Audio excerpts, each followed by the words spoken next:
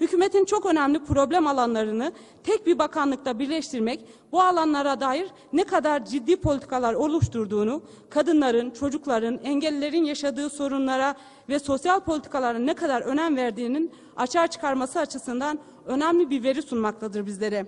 AKP hükümeti tüm bu toplumsal kesimleri aynı çatı altında toplayarak topluma şu mesajı vermektedir: kadınlar, çocuklar, yaşlılar, engelliler toplumun özneleri değildirler. Kadın, sağlıklı ailenin devamı için gereklidir. Çocuklar, yaşlılar, engelliler yardıma muhtaç kişilerdir.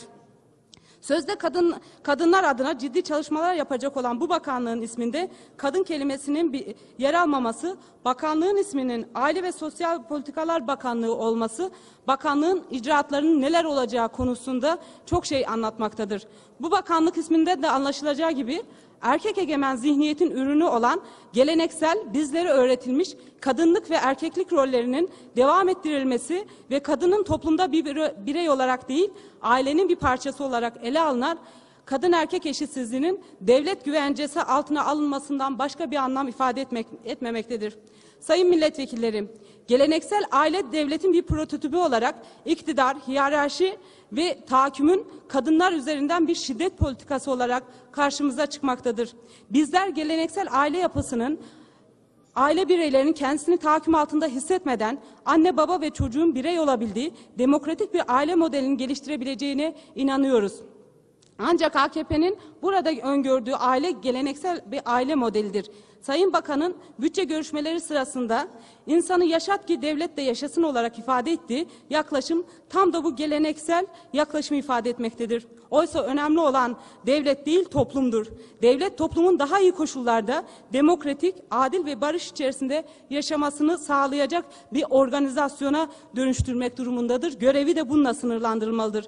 Ancak bugünkü yaklaşım bireyi topluma, toplumu devlete heba etmektedir. Eğer bunlar arasında optimal denge kurulamazsa sonunda yaşadığımız şey aslında büyük bir kaos ve karmaşa olmaktan öteye çıkmayacaktır. Biz bu zihniyeti şimdi görmüyoruz. Aslında 16. yüzyıldan itibaren bu zihniyet var. Ta 5000 yıllık erkek egemen zihniyetin başlangıcına da götürebiliriz. 16. yüzyılda önemli bir düşünür olan ve ütopyasını eşitlik anlayışında oluşturan Thomas More felsefesini hatırlatıyor. Bu AKP'nin yaptığı bu çalışmalar bize. More'un eşitlik ütopyasında kadın kamusal alanın dışında ele alınarak kadına geleneksel roller atfedilmektedir. More'a göre ancak devletin sürekliliği ve esenliği söz konusu olduğunda kadınlar kamusal alanda yer alabilir.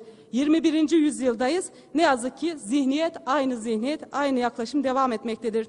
Bir yandan kadınlar adına çok şey yaptığını ifade eden hükümet, diğer yandan kadınlar için yaşlı ve çocuklara bakma, temizlik yapma, sosyal yardımlaşma alanlarında çalışma gibi geleneksel iş bölümünü bakanlık eliyle yeniden üreten yine aynı bakanlık olmaktadır.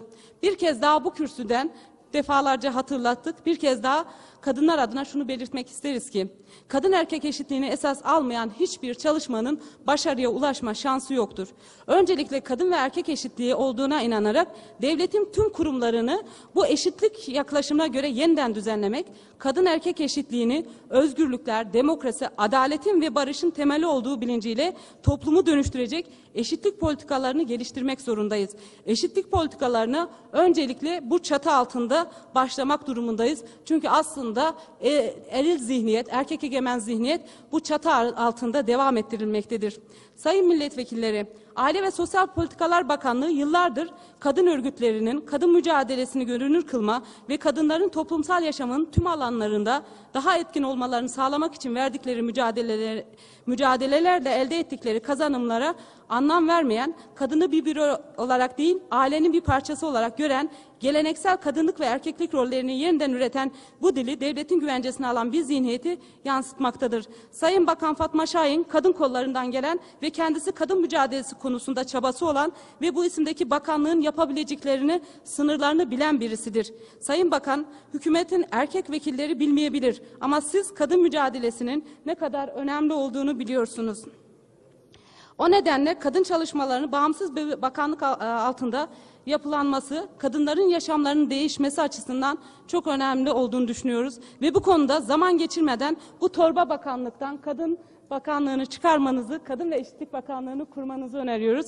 Biz BDP'liler olarak, sadece kadınlar değil, BDP'liler olarak sizi destekleyeceğiz. Bunu ifade etmek istiyorum. Sayın Başkan, Sayın Milletvekillerim, TÜİK verilerine göre Türkiye nüfusunun %12'si engellilerden oluşmaktadır ve yaklaşık 9 milyon nüfus demektir bu. Nüfusun önemli bir kesimini oluşturan engellerin yaşamın tüm alanlarında engelsiz olarak katılabilmeleri için daha kapsamlı ve ciddi politikalar oluşturulmalıdır. Bu bağlamda 3 Mayıs 2008 tarihinde 20 ülke tarafından kabul edilen ve Türkiye'nin de taraf olduğu Birleşmiş Milletler Engelli Haklar Sözleşmesi'nin gereklerinin yerine getirilmesi oldukça önemlidir. Engellilere yaklaşım ise dışlayan, ötekileştiren bir zihniyet söz konusudur. Engellileri bir birey olarak görmekten ziyade zavallı, yardıma muhtaçlar olarak gören yaklaşım değişmediği sürece engellilerin yaşamı ne yazık ki değişmeyecektir. Bazen bu kürsüde engelli vatandaşlarımıza ilişkin çok sözler söylesen de hiçbir zaman engellilerin bu yaşamını kolaylaştıracak iş yapılmıyor. Örneğin burada engelli bir milletvekilimiz var. Engelli milletvekilimiz bu salona pantolonuyla bile giremiyor. Bu konuda bile sınıfta kaldık. Bu düzenlemeyi bile gerçekleştiremedik. Eğer burada yapamıyorsak sokakta vay halimizi, bunun nasıl yansıdığını görmek gerekiyor. Engellilerin bir ricası var. Bu kürsüde bir kez daha iletmek istiyorum. Diyor yani projeler istemiyoruz. Sadece bize 3 ayda bir verdiğiniz 655 TL'lik maaşı 3 ayda değil, ayda bir istiyoruz diye. Umuyorum Sayın Bakanlık bu konuda gerekli adımları yapar ve ayda bir engelli yurttaşlarımıza 655 TL verir.